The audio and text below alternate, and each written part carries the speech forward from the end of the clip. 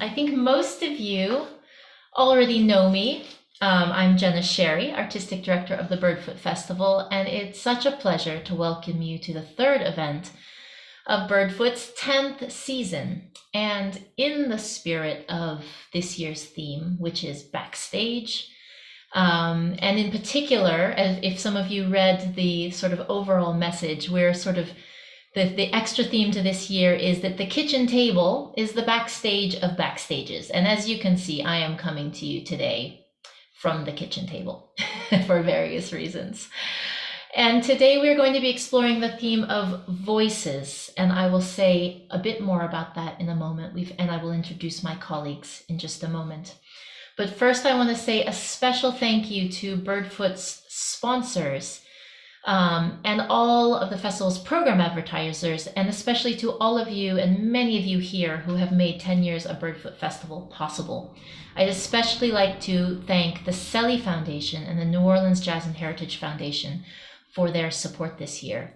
And I'd also like to recognize the incredible work of the entire Birdfoot team, especially Tracy Sherry, Gianna Sacheret, and Birdfoot's board members. If you're joining us from somewhere outside New Orleans, I would encourage you, we would love to know where, and I would encourage you to rename yourself. If you hover your mouse over your own picture, you should find 3 little dots, and you can click on those and rename yourself to include your location, and we'd love to know where you are joining from.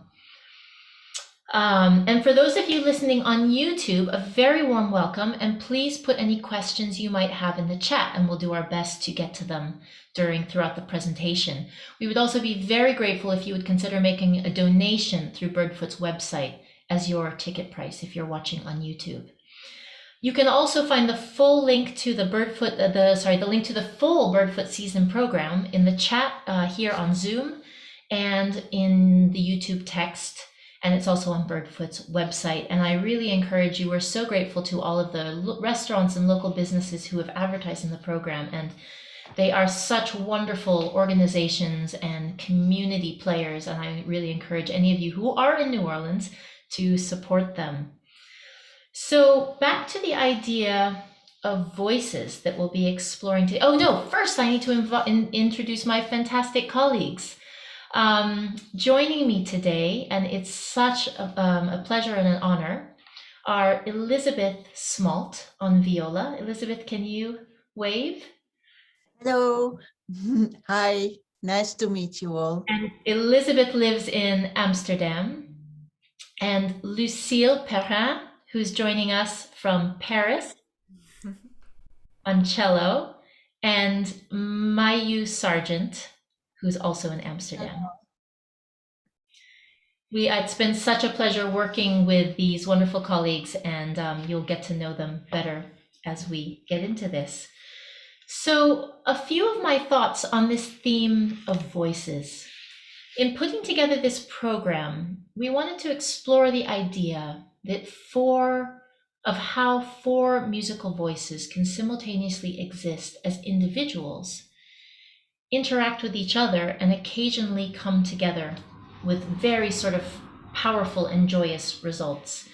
Because a string quartet is made up of 4 instruments. We are 4 personalities and 4 voices who interact, sometimes alone and sometimes coming together. And it almost feels like a social microcosm. And this seems like an idea that's really worth exploring, both in music as a lens of how to listen to music, but also as a way to sort of contemplate life. And nowhere is the independence of each of the voices played out so richly as in the musical form of a fugue. And we're going to be exploring a few fugues today. You can think of a fugue as the older sister of a canon or a round, like row, row, row your boat, where each voice sings the same melody but comes in at a different time. Now, when many of us think of fugues, the first composer who comes to mind is Bach. In fact, it's impossible not to think of Bach. And Bach was so incredibly obsessive compulsive, and we love him for it, that he wrote a set of preludes and fugues in all 24 musical keys. That's 12 major keys and 12 minor keys. And then he did it a second time. There are 2 books. And you may have heard of the Well-Tempered Clavier, and this is what this collection is called, of 24 plus 24, 48 preludes and fugues, which is an incredible achievement. And with Bach, the process of writing and playing a fugue feels like it has a sort of ritual or spiritual element, the process of working these four voices together and seeing how they can fit together. There's also an element of a sort of crossword puzzle or Sudoku in fugue writing. It's very challenging, and let alone to not only to fit them together, but then to create a sense of narrative is quite a feat. And it was a way that composers also demonstrated their skill. So today we're going to sort of jump in. And the one other last thing I wanted to say before we jump into the music is that one of the amazing things about music is that the way that music creates meaning is very similar to how we create meaning in language. And this also ties into the theme of voices. So we use inflection often, timing. As you can see, repetition, we can say it again. And other sort of subtle shades of tone, which means that all of you who are listening, no matter how literate or familiar you are with music, no matter whether you play an instrument or not, you are all already experts in reading and understanding these meanings. But we're going to jump in and start with some music before we start talking about it. And I'm now going to play you the first half of a movement from a Mozart string quartet, which is a fugue by Mozart. And then we will discuss it. So enjoy.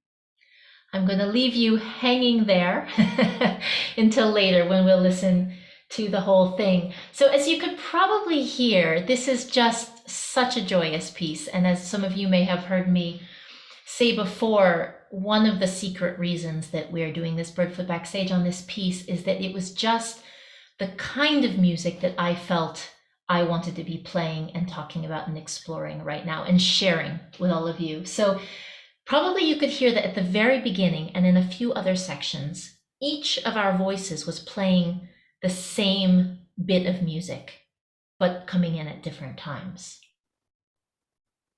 And this is the fugal part.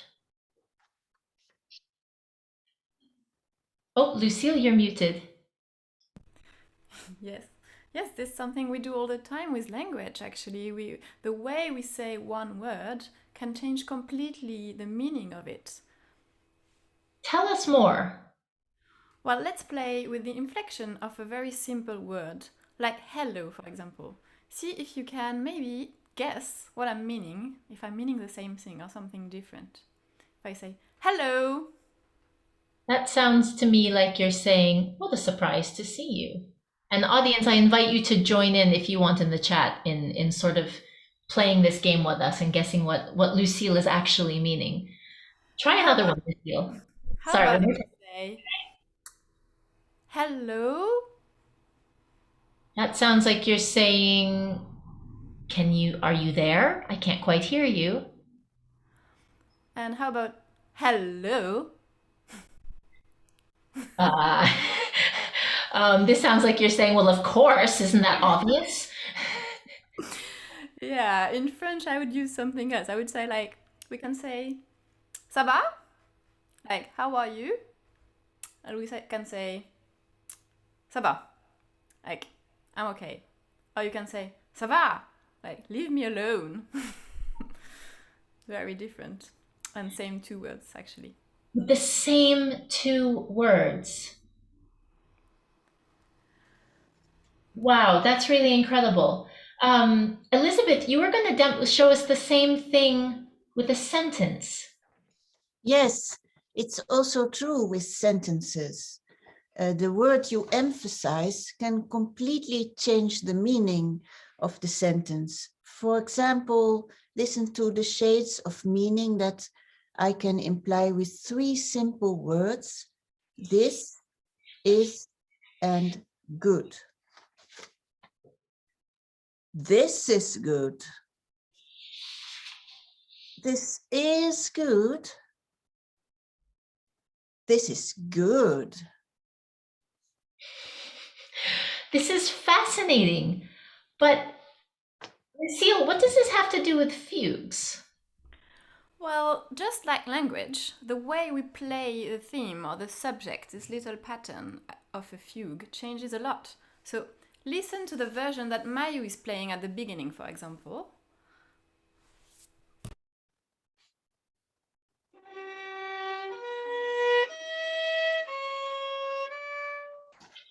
But then you, Jenna, you answer, and it really sounds like the answer to what Mayu just said.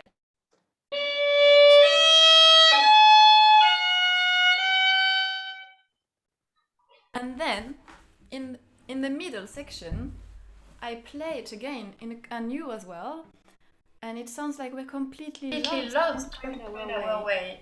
Very different.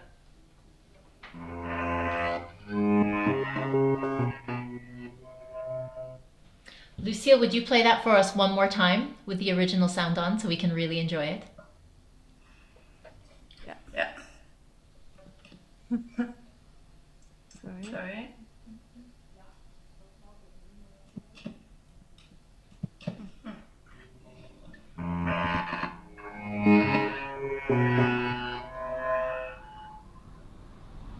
And then I play.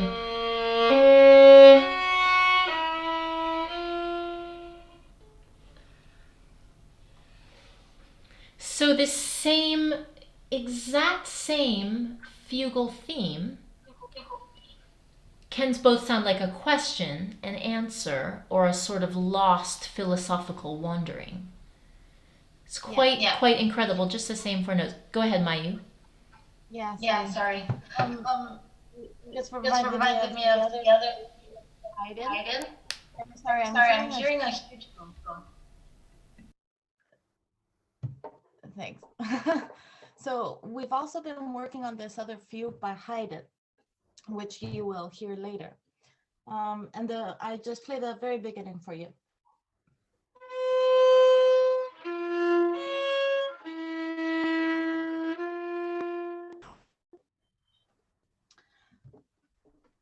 So Haydn in this fugue writes sempre sotto voce, which, well, literally translated means always below voice level, which we can understand as simply introverted, right?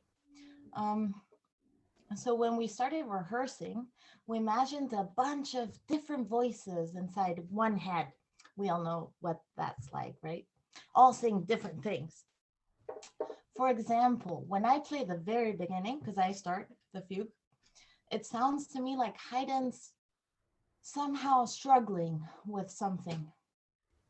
I imagine a voice saying, "Why is this so hard?" And of course, this same voice we can interpret and with different nuances. It can be kind of like frustrated and angry. For example, playing.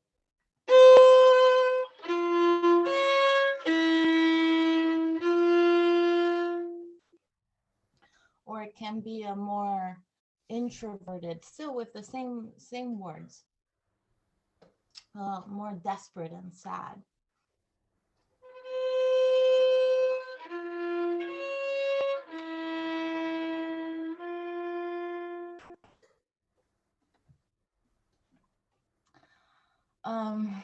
The same, and he uses the same subject later on in the piece with a different key, which makes it sound like life isn't that bad and there's a little bit of hope.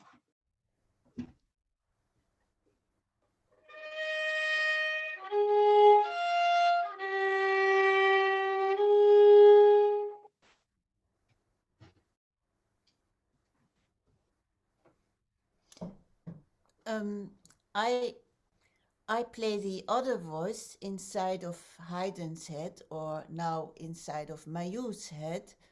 It's a sort of comment.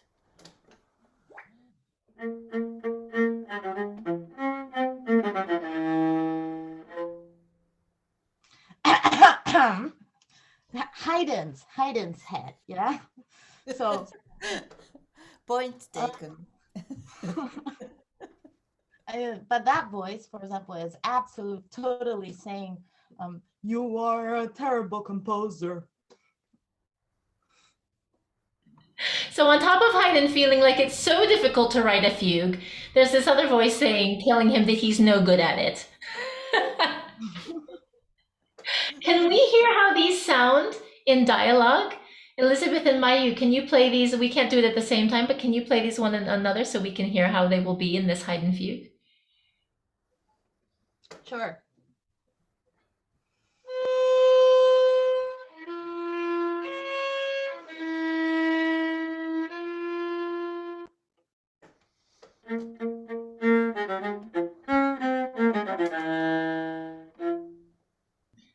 Fantastic. Let's now listen. So now let's listen. We heard a bit of the Mozart fugue at the beginning. Let's listen to a bit of this Haydn fugue so you can hear these sort of inner voices in action and how they're interacting. And then we'll take this fugue apart a bit more for you. So I will key this up.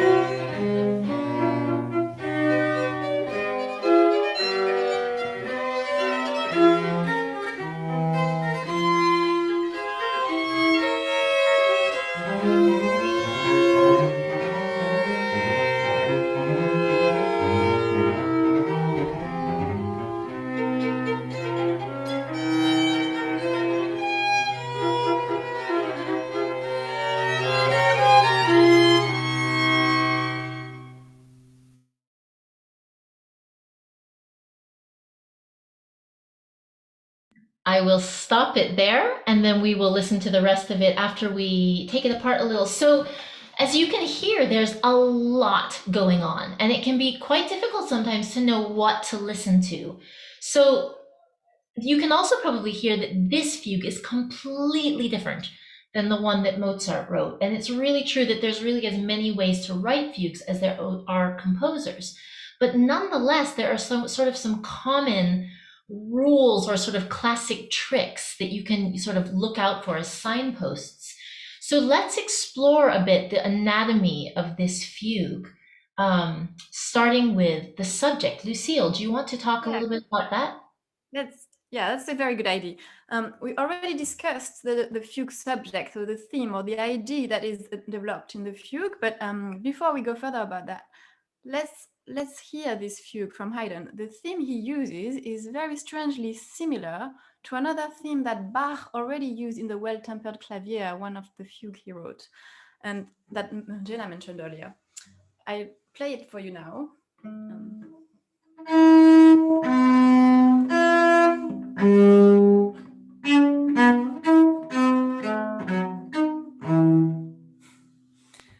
Wow, Lucille, can you play that for us next to the Haydn theme so we can hear the similarities between that, which was the Bach, and the Haydn one more time? Yeah, so now it's the Bach.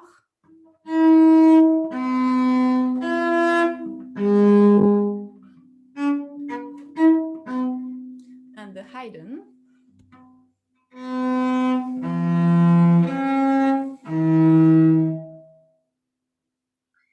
They are so similar. It's really incredible. And it strikes me that when Haydn wrote his fugue in these Opus 20 quartets in the 1770s, it already would have felt probably about 30 years old-fashioned from when Bach wrote the Well-Tempered Clavier in the 1740s. But what really strikes me hearing you play that, Lucille, is the gaps in the Bach's version of this same sort of subject, the same melody. And we've been sort of talking about how much we communicate beyond the words we say. And what strikes me with this one is actually what's not being said. The gaps and how eloquent the gaps are. Could you play the Bach subject again so we can sort of hear the meaning that is packed into these silences?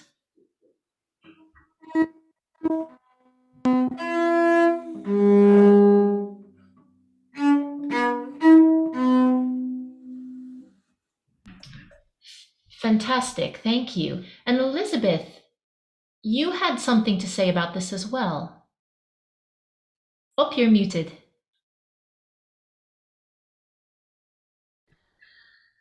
Yes, I noticed that this same subject was also used by Mozart in the Kyrie of his famous Requiem. And the Requiem was written 20 years after the Haydn Quartet. It was written in 1791. Let's listen to a bit of that so we can hear the similarity. I'm going to share my screen with you.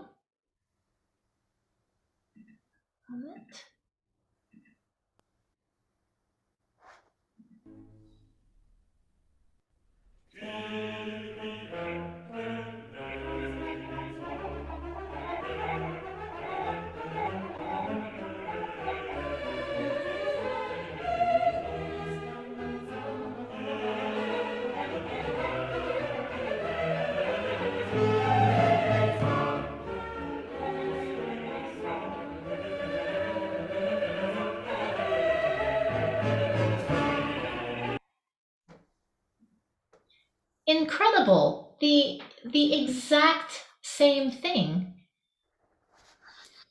Yes, and Handel also used this exact same thing for a fugue in the Messiah.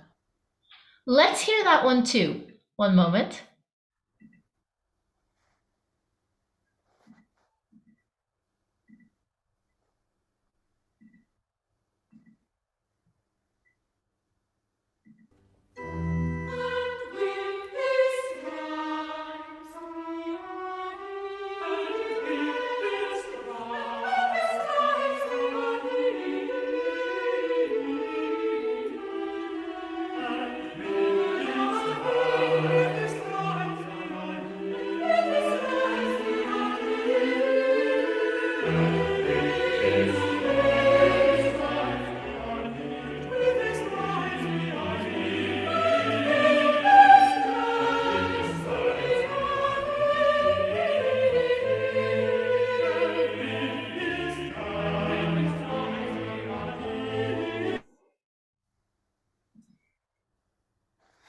Why do you think, Elizabeth, why do you think so many composers were using this same fugal theme? It's so similar, and even the counter subject, we not only have dum pom pom pom, the same melody, but often then these three notes, bom bim bom bom, these quicker ones in almost all of them. What do you think is going on here? Yes, well, we are not sure, of course. We can't look into the heads of those composers, but this is a complex theme, and to write a good fugue is incredibly hard. So there is a sports element about writing fugue. Every composer wants to write a good fugue to show off a bit, and you say like, look at me, I can do this. And especially when it's a theme from a very good composer. With that, they also put themselves in the canon of great composers in a way. On the other hand, it's also a sign of huge respect for another composer if you use his theme. So I like to see it both ways. So fascinating. So what you're saying is there's a sort of almost an I can do it too element, and look what a good fugue I can write with this really difficult, complex, thorny chromatic theme, as well as an element of sort of homage between them, Absolutely. Yes, exactly. which is Exactly. really fantastic. And Lucille mentioned earlier, I'll just drop in that there's also this tom pom pom pom for Bach, who seems to be the first one, at least that we've found. We'll let you know if we find any more.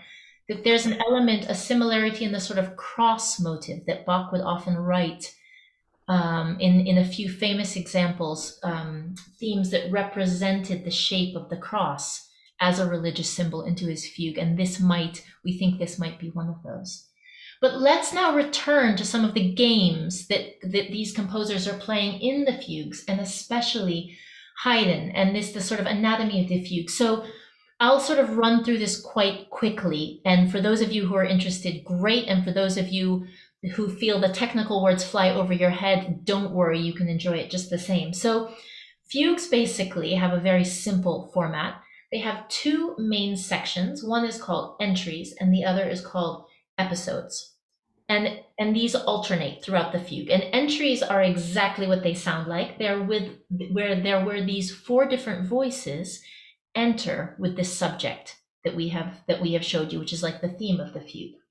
Now, episodes are a little bit different. They usually often take a small fragment of the subject, or sometimes they might even take a completely different pattern or melodic idea and kind of spin it out into a sequence. And to me, the episodes give a feeling of sort of dwelling on one idea or one little piece of the problem or the challenge, in the case of this Haydn fugue, and rolling it around in your mind. Now, often, especially in the Haydn, and especially in Haydn and Bach, these sections blur together quite a lot. So if you're not sure which one you're hearing, don't worry about it too much, because it's also one thing the composers like to do is to blur the edges between them. But they're much clearer in the Mozart, as you'll hear shortly. So there's some other games. One of the favorite games that composers like to play with fugues is to turn the subject upside down. Mayu, can you show us how Haydn does this? Can you play us the right side up version first and then the upside down version? Yeah. So this is the normal version.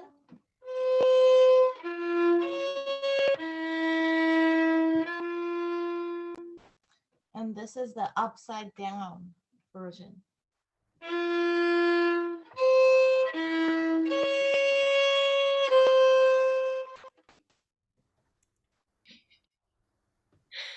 And in the Haydn, one of the really cool things, this comes at a really key moment, and actually it's Mayu who plays the upside down version.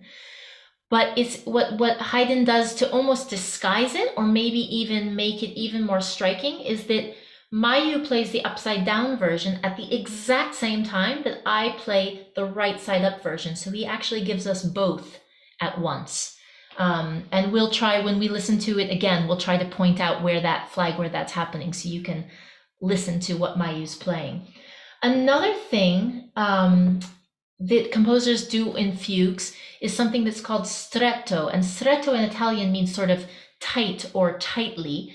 And so what they do is they have the entries come in more quickly, which sort of increases the sense of energy and action and excitement and heightens the drama.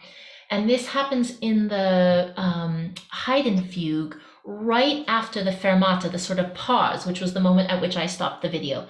So when we listen to it again, right after that moment, there's a stretto where Mayu starts and then I start, and then the voices start coming in very quickly.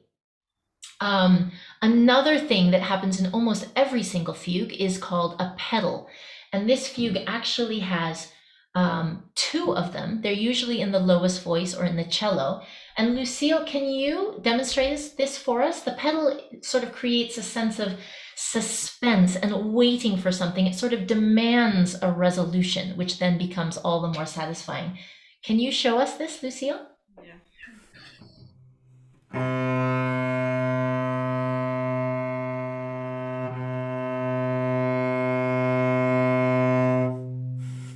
Fantastic. So when you hear Lucille playing a long note on her C string, we've reached the pedal. And the other thing is in this Haydn fugue, he takes this idea of stretto, of the voices coming in right one after another even further by writing a canon between the cello and the violin. So we play, and in the canon is actually exactly like happens in Row, Row, Row Your Boat. Lucille and I will play exactly the same line, but just one beat apart. And when we play it, it kind of feels like we're arguing back and forth, and again sort of increases the drama. And we'll try to type in the chat when this is happening as we watch the video as well. Yes, this moment is so dramatic after telling us about, maybe you remember Mayumi mentioned that he said sotto voce at the beginning of this fugue, Haydn, and which means like really under voice, like inner speaking. And suddenly he writes for the cello fortissimo, which never happens in this score. And so it gets really so much tension building with the pedal underneath and this sudden subject coming in fortissimo. Super. Let's listen now to the entire Haydn fugue so you can see all of this. And can I ask one of you, Mayu, can you help type in the chat when these cool moments come? Because I'm not sure if I can do it while I'm sharing the video, just to help flag them.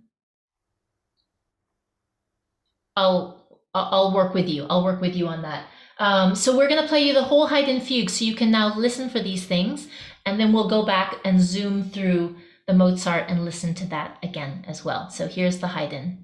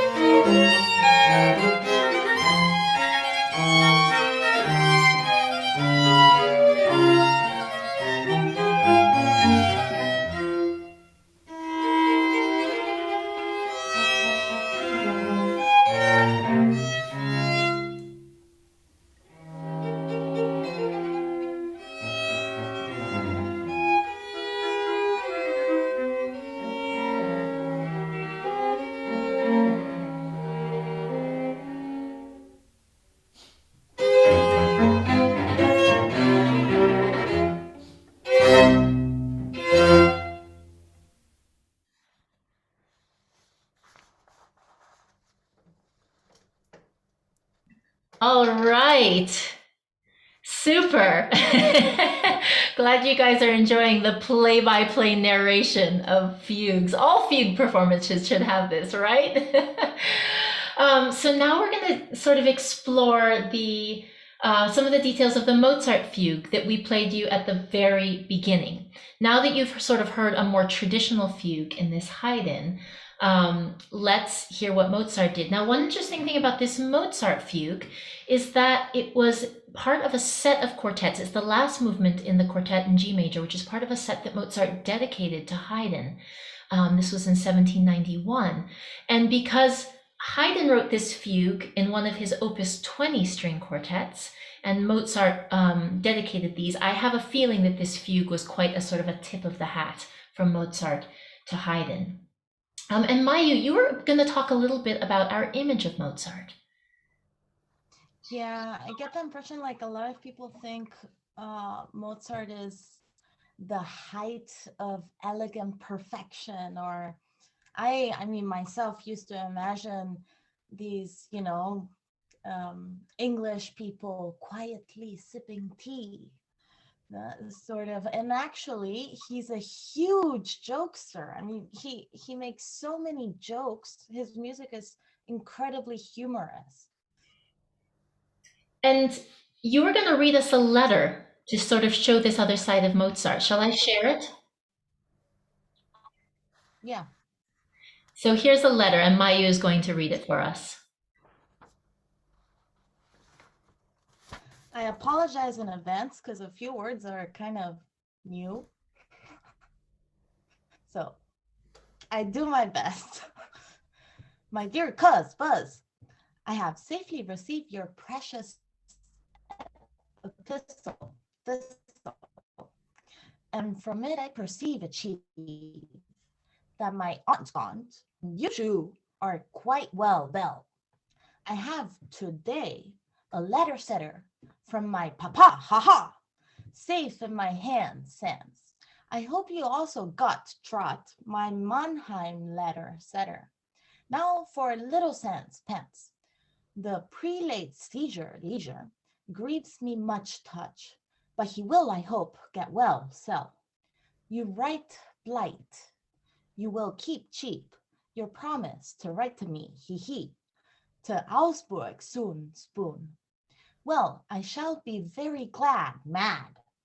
You further write, indeed you declare, you pretend, you hint, you vow, you explain, you distinctly say, you long, you wish, you desire, you choose, command, and point out. You let me know and inform me that I must send you my portrait soon, moon. Eh bien, you shall have it before long, song. Now, I wish you good night, tight.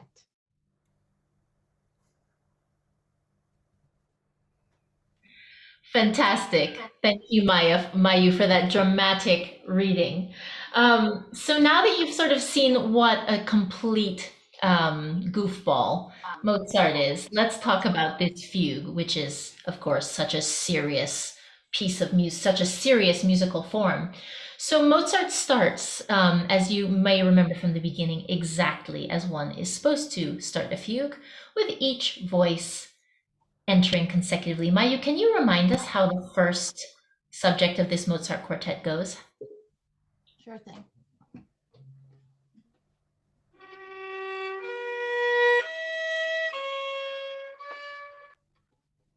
Fantastic. And I love the way that this subject sort of reaches up. There's this sense to me of this sort of springtime bubbling up. So violin 2 enters first, then violin 1, then viola, and then cello, as you will hear. But just when the fugal writing is about to get sort of difficult and tricky and more complicated, Mozart switches into party mood. Yeah, this is another way four voices interact. Like the first violin starts and in the party. Oh, I'll demonstrate. Sorry.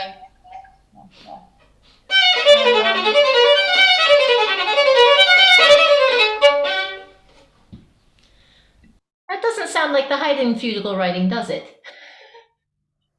And then what happens, Mayu? And then the I go like, me too. So I'm not gonna play it right now, but I can totally do it.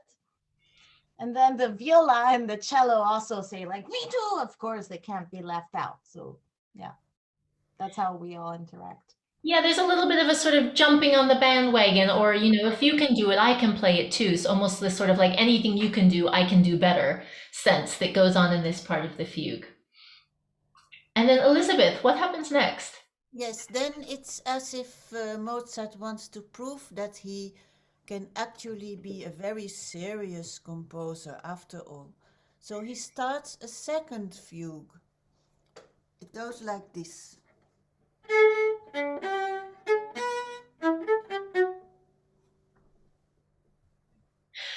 But as you may have gathered from the letter, Mozart can't stay serious for very long. And he switches into sort of bel canto opera mode. And everyone else plays a sort of bubbly accompaniment. Elizabeth, can you show us how this goes?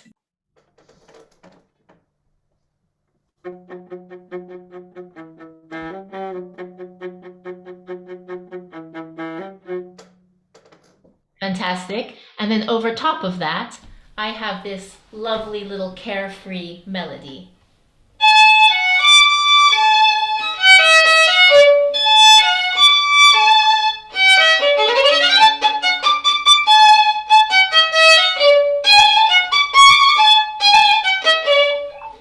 So again, not the same kind of fugal writing you are used to, but so full of explosive joy.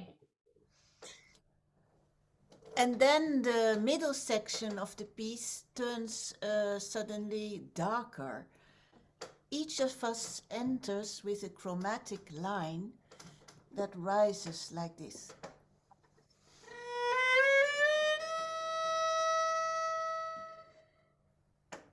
Yeah, it really feels like we are in a labyrinth, suddenly completely lost. You remember how at the beginning I demonstrated this very dark theme? He resets the first subject in a very strange key.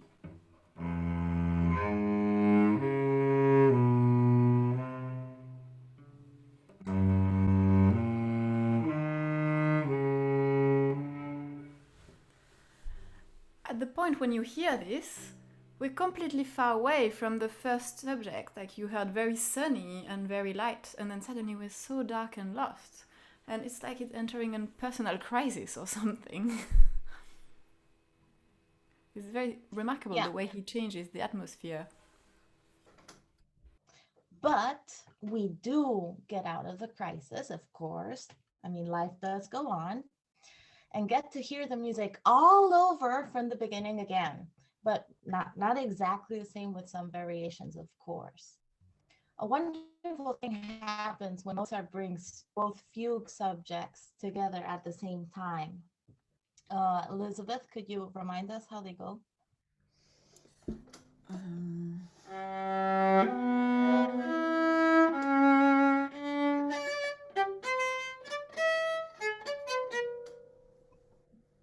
So listen to that moment, because that is a real, honest to goodness, serious composer fugue trick, to put both theme subjects together at the same time. So Mozart proves himself in the end. And then the labyrinth section that Elizabeth, the darker labyrinth section that Elizabeth demonstrated, comes back one more time to take us into the coda, the very end of this movement. And this is really Mozart having fun with us, especially having fun with us, the musicians, again, because the beginning of this end section, the coda, sounds exactly like the beginning of the middle section. And often when we perform this piece, not in the video we're going to play for you, but often we would go back to the middle section and play it again before we go on to the end. And in fact, when we were rehearsing this piece, several times we got confused whether somebody had gone back or gone back to the middle section or gone on to the end, because they sound exactly the same. So Mozart really got us. Several hundred years later, his jokes were still working. So we're going to prepare the final video for you. And I'd love to encourage you. We'll open up for questions after we play this video. So please either type them in the chat, or we'll allow you all to unmute yourselves, and we would love to hear your questions directly from you about anything or everything. And I'll just leave you with a few thoughts, both on this theme of voices, because as we've been rehearsing this week, one of the questions that came up was, okay, well, in a fugue, we all end up playing the exact same music. And one of the questions that came up is, should we play it the same way, or should we let our individual sort of personalities come through? And it will be interesting for you to perhaps listen as you listen to this Mozart fugue and decide for yourself sort of how that works. And I find this as a musician as sort of something that is quite inspiring beyond listening to a Mozart or a Haydn or any other quartet.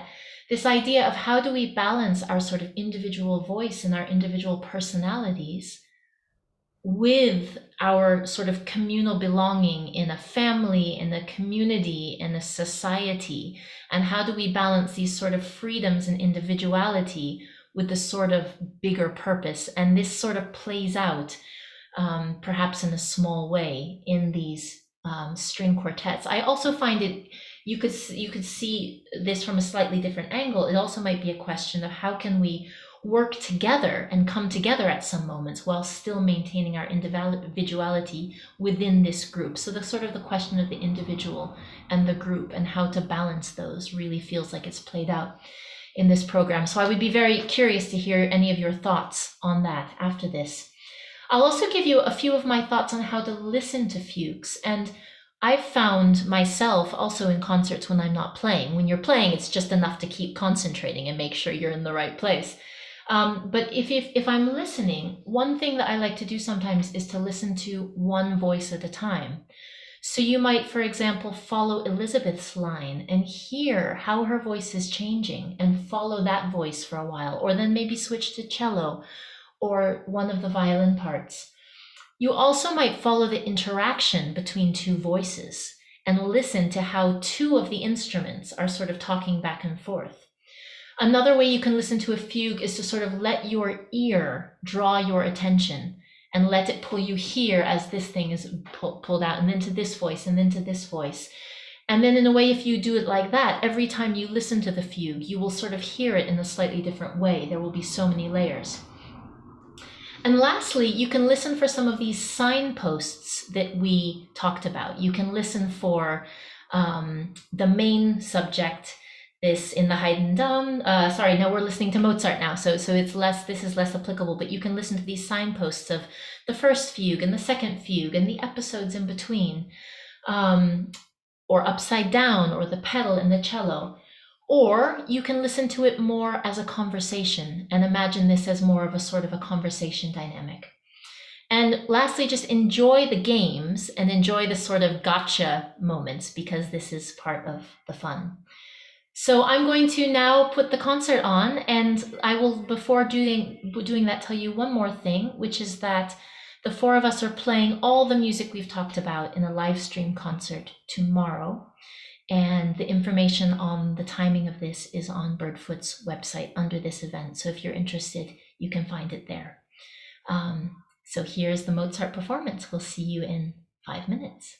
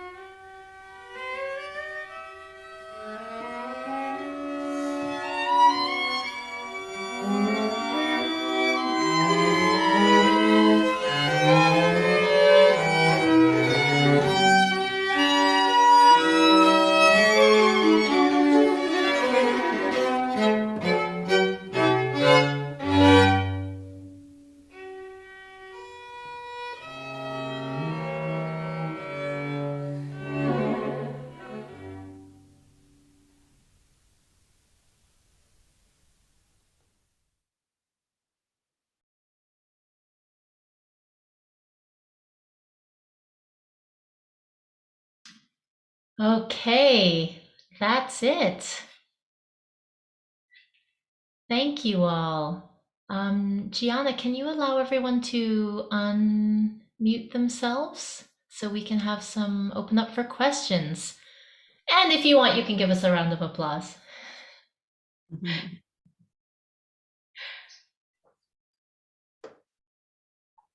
Okay. Thank you, everyone. Let's see if it's possible to allow you all to put on your... Great. We've now allowed you to unmute yourselves and start your... Oops. And start your video. Great. Are there any questions?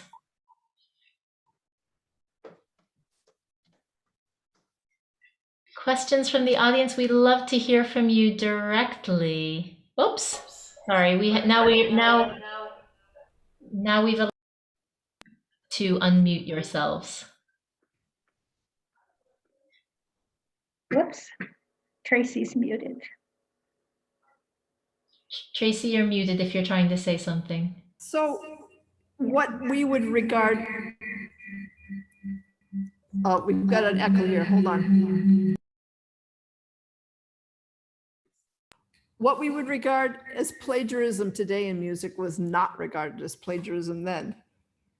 It was an homage or throwing down a gauntlet or... Interesting question. I might not get the exact quote right, but I mean, if you look at art all throughout time, there's often elements of sort of, maybe not copying, but using similar symbols. And there's a famous Stravinsky quote where he says that bad composers copy and good composers steal. Wow. You know, it's a question. What does this mean? This same fugue subject, I personally, as a musician, find that it sort of adds layers to the way I experience each of the pieces, because there's a sort of element of sort of musical memory. When we play the Haydn, some parts of me remembers the Mozart Requiem, and when I hear the Mozart Requiem, some part of me remembers what Haydn has done. So there's an element of sort of conversation between these pieces, and given how much these composers wrote, I think this element of conversation is quite fascinating. Are there other questions? And you, please, I would invite you all, if you want to put on your videos, we would love to see your faces and answer any of your questions. We'll make it into a gallery view so it's a bit more friendly. Hello, Steve, Roseanne, Blake, so many friendly faces. Well, I'll throw a question out there to Lucille that some of you may already be thinking.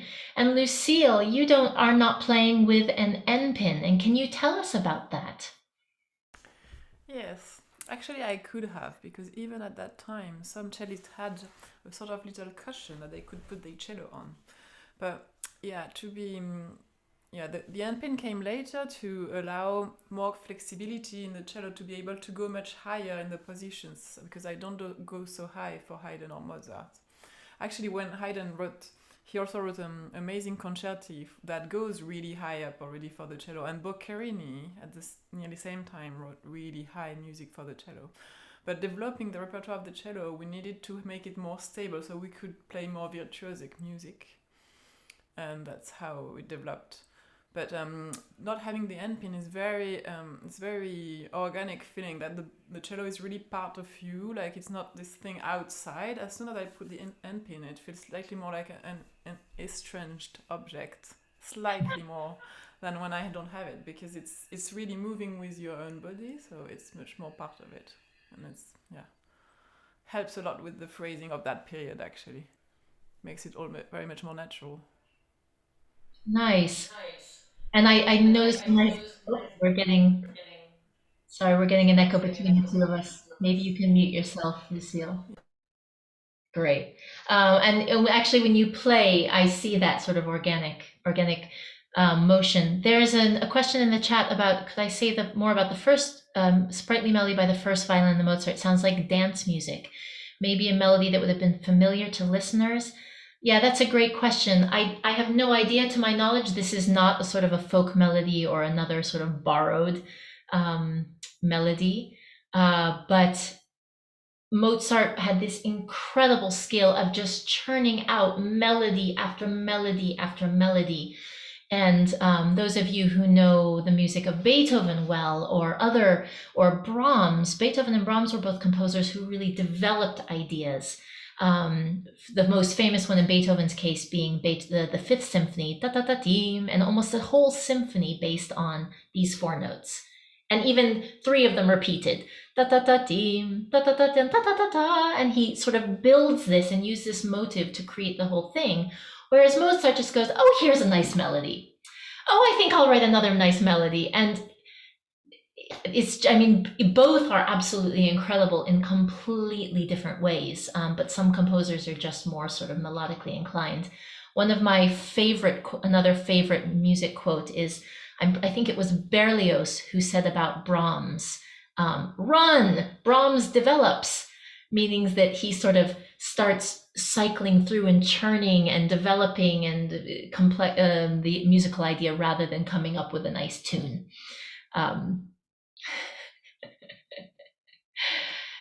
Any more questions we can answer? I've noticed we've also come to the end of our time together, so if any of you need to go, it's completely understood.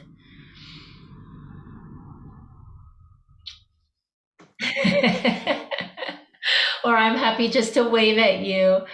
Wonderful. Well, thank you all. Oh, and there's one more note in the chat from Blake. Use a rubber rug liner to keep my gamba from squirming too much. Yes, rug liners are a very popular tool among musicians. Mayumi and I were both using little foam pads underneath our violins. I didn't say earlier, but you also might have noticed that neither Mayumi or I, and actually neither Elizabeth either, I think, was using a chin rest. And we were both using slightly different bows. So we were all playing with gut strings and instruments and setups that would have been similar to what Mozart and Haydn would have been using, which they just have such a wonderful texture, and there's a lot you can do with them. So on the subject of voices, they make it a lot more fun to sort of talk to each other.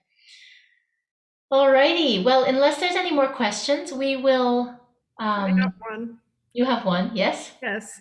Can you say more about the difference between the voices with cut strings and the other setup as opposed to a modern instrument setup and modern strings? I really have no idea what the difference is. Well, I would invite, if any of you want to chime in and give your perspective, I would be really curious. From my perspective as a player, I find more texture in the gut strings. Although, hey, that was our theme from 2 weeks ago.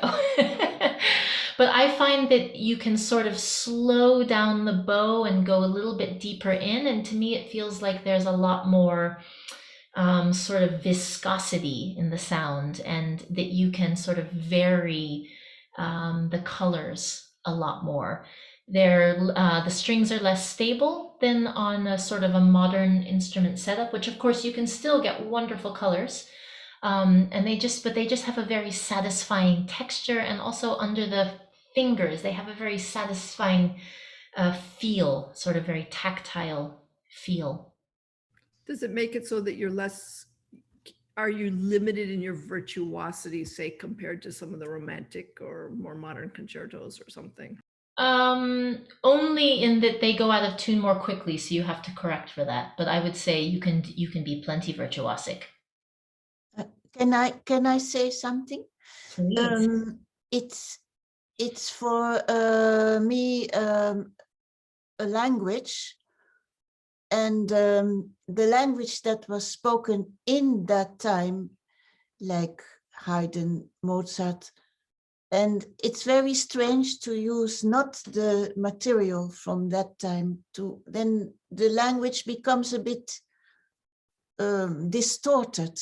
So, and it has to do with how the bow reacts and how the string reacts.